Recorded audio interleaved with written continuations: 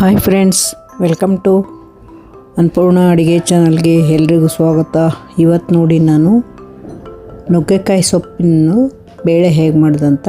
ಅದಕ್ಕೆ ಉದುರಾಗಿರುತ್ತಲ್ಲ, ಅದಕ್ಕೆ ಉದುರು ಬೇಳೆ ಕೂಡ ಅಂತಾರೆ ನೋಡಿ. ಇದಕ್ಕೆ ಒಂದು ಈರುಳ್ಳಿ, ಬೆಳ್ಳುಳ್ಳಿ ಸುಲಿದಿಟ್ಕೊಂಡಿದ್ದೀನಿ. ಈಗ ಒಗ್ಗರಣೆ ಕೊಡ್ತಾಯಿದ್ದೀನಿ ನೋಡಿ. ಬೇಳೆ ಆಗಲೇ ಕುದಿಸಿಟ್ಕೊಂಡಿದ್ದೀನಿ. ಬೇಳೆ ಒಂದೇ ವಿಸಿಲ್ ಕುದಿಸ್ಬೇಕಷ್ಟೇ, ಮೆತ್ತಗಾಗಬಾರ್ದು. ಇದು ಜೀರಿಗೆ ಸಾಸಿವೆ ಹಾಕಿದ್ದೀನಿ ನೋಡಿ. ಬಾಂಡೆಗೆ 1 ಟೇಬಲ್ ಸ್ಪೂನಷ್ಟು ಆಯಿಲ್ ಹಾಕಬೇಕು. ಜೀರಿಗೆ ಸಾಸಿವೆ ಹಾಕಿ ಚಟಪಟ ಅನ್ನುವಾಗ ಕರಿಬೇವು ಹಾಕಬೇಕು, ಬೆಳ್ಳುಳ್ಳಿನೂ ಹಾಕಬೇಕು ನೋಡಿ. ಬೆಳ್ಳುಳ್ಳಿ ಹಾಕಿದ್ದೀನಿ, ಇನ್ಮೇಲೆ ಕರಿಬೇವು ಹಾಕ್ತೀನಿ ನೋಡಿ. ಬೆಳ್ಳುಳ್ಳಿ ಚಟಪಟ ಅಂದಮೇಲೆ ಕರಿಬೇವನ್ನು ಹಾಕ್ತೀನಿ ನೋಡಿ. ಆಮೇಲೆ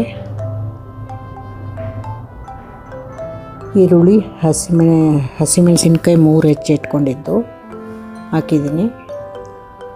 ಸಾರಿ, ಕರಿಬೇವು ಇರಲಿಲ್ಲ, ಹಾಗೆ ಹಾಕಿದ್ದೀವಿ. ಈರುಳ್ಳಿ, ಹಸಿಮೆಣಸಿನ್ಕಾಯಿ, ಜೀರಿಗೆ ಸಾಸಿವೆ ಒಗ್ಗರಣೆ, ಬೆಳ್ಳುಳ್ಳಿ ಹಾಕಿದೆ. ಅದನ್ನು ಫ್ರೈ ಮಾಡ್ತಾಯಿದ್ದೀನಿ ನೋಡಿ. ಇದು ಫ್ರೈ ಮಾಡಿದ ನಂತರ ಇದಕ್ಕೆ ಸೊಪ್ಪಾಗಲೇ ರೆಡಿ ಮಾಡಿ ಇಟ್ಕೊಂಡಿದ್ದೀನಿ. ಎಲ್ಲ ಸೋಸಿ ಕ್ಲೀನ್ ಮಾಡಿ ಇಟ್ಕೊಂಡಿದ್ದು ಸೊಪ್ಪು. ನುಗ್ಗೆ ಸೊಪ್ಪು ಅರ್ಧ ಕಟ್ಟು.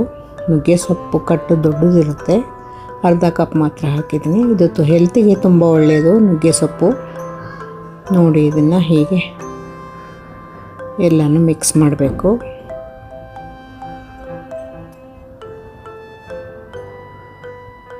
ತುಂಬ ಟೇಸ್ಟಿ ಕೂಡ ಆಗುತ್ತೆ ಇದು. ನೀವು ಮಾಡಿ ನೋಡಿ. ಇದು ಈಗ ಸ್ವಲ್ಪ ಕಮ್ಮಿ ಕಾಣ್ತಾ ಇದೆ ನೋಡಿ. ಎಷ್ಟೊಂದಿತ್ತು ನುಗ್ಗೆ ಸೊಪ್ಪು, ಮೇಲೆ ಕರಗಿದೆ ಅದು ನೋಡಿ.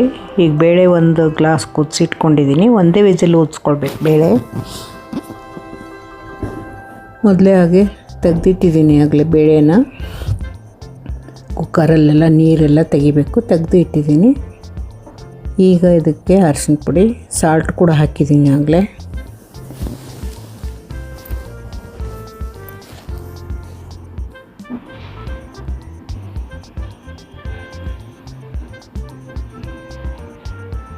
ನೋಡಿ ಚೆನ್ನಾಗಿ ಈಗ ಫ್ರೈ ಮಾಡಿದ್ದೀನಿ ಎಲ್ಲ.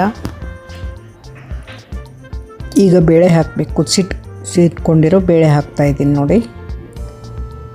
ಬೇಳೆ ನೋಡಿ ಉದುರಾಗಿದೆಯಲ್ಲ, ಇದಕ್ಕೆ ನುಗ್ಗೆ ಸೊಪ್ಪಿನ ಉದುರು ಬೇಳೆ ಅಂತಾರೆ ಇದಕ್ಕೆ.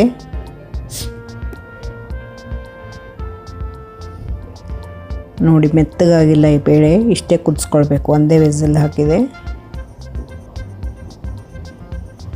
ನೋಡಿ. ನಾನು ಕಾಫಿ ಕುಡಿಯೋ ಕಪ್ಪಿಂದ 1 ಗ್ಲಾಸು ಬೇಳೆ ಹಾಕಿದ್ದೆ. ಇದು 2-3 ಜನ ಚಪಾತಿ ಜೊತೆ ತಿನ್ಬೋದು, ಅಷ್ಟಾಗುತ್ತೆ ಚೆನ್ನಾಗಿ. ನುಗ್ಗೆಕಾಯಿ ಹೆಲ್ತಿಗೆ ಒಳ್ಳೆಯದು. ನುಗ್ಗೆಕಾಯಿ ಸೊಪ್ಪು ಹೆಲ್ತ್ಗೆ ಒಳ್ಳೆಯದು. ಈ ಶುಗರ್ ಇದ್ದವ್ರಿಗಂತೂ ಇನ್ನೂ ಬೆನಿಫಿಟ್. ಇದರಿಂದ ಶುಗರ್ ಕಂಟ್ರೋಲ್ ಮಾಡುತ್ತಂತೆ.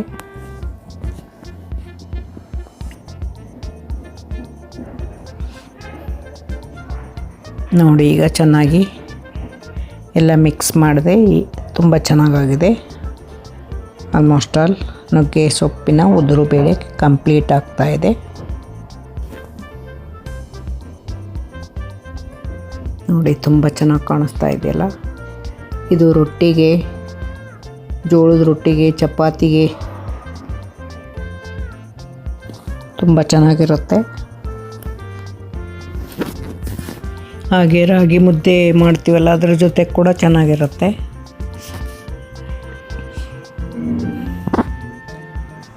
ಆ ನುಗ್ಗೆ ಸೊಪ್ಪಿಂದು ಮತ್ತೆ ಚಟ್ನಿ ಮಾಡ್ತಾಯಿದ್ದೀನಿ. ನುಗ್ಗೆ ಸೊಪ್ಪು, ಕಡಲೆಬೇಳೆ, ಉದ್ದಿನಬೇಳೆ, ಬೆಳ್ಳುಳ್ಳಿ, ಜೀರಿಗೆ, ಕೊತ್ತಂಬರಿ ಮತ್ತು ಒಂದು ಸ್ವಲ್ಪ ಹುಣಸೆಹಣ್ಣು, ನಿಂಬೆಹಣ್ಣಿನ ಗಾತ್ರದ ಹುಣಸೆಹಣ್ಣು ಎಲ್ಲನೂ ಫ್ರೈ ಮಾಡ್ಕೊಳ್ಬೇಕು.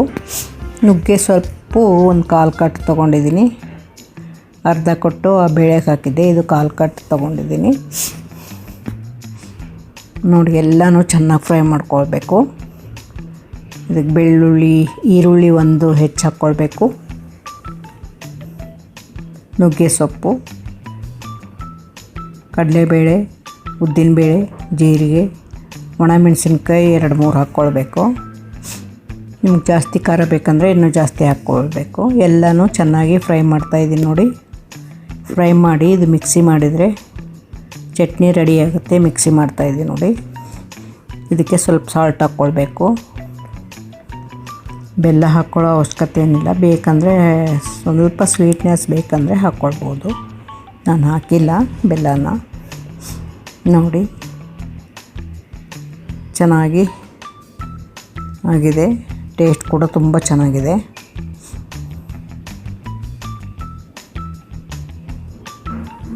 ಇದನ್ನು ಒಗ್ಗರಣೆ ಕೊಡಬೇಕು.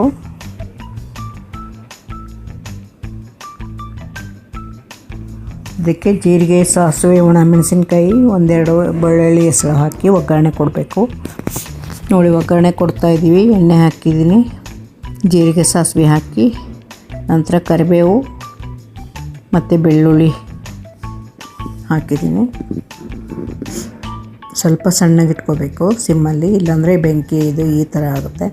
ನೋಡಿ ಎಲ್ಲ ಒಗ್ಗರಣೆ ಕೊಟ್ಟು ಇದರಲ್ಲಿ ಹಾಕಿ ಒಂದು ಬಾಣಲೆಯಲ್ಲಿ ತೆಗಿಬೇಕು. ಇದುವರೆಗೂ ಯಾರೆಲ್ಲ ವಿಡಿಯೋ ನೋಡಿದ್ದೀರಾ ಸಬ್ಸ್ಕ್ರೈಬ್ ಮಾಡ್ಕೊಂಡು ವಿಡಿಯೋ ನೋಡಿ.